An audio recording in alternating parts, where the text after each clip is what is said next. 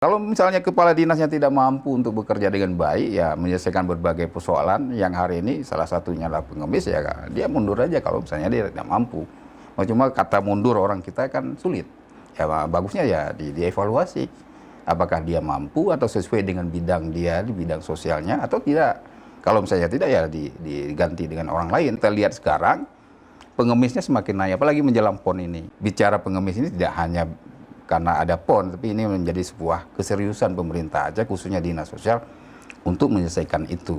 Ketidakseriusan ini apakah kemudian ini ada persoalan dengan anggaran, atau dengan lintas sektor yang kemudian butuh juga koordinasi dan komunikasi yang harus dilakukan. Tidak hanya basa-basi, dan itu betul-betul dilakukan. Jangan sampai ya, karena kita ini berlandaskan syariat Islam, ya tentu banyak alokasi anggaran, salah satunya adalah Baitul Mal. Baitul Mal juga salah satu orang yang bertanggung jawab.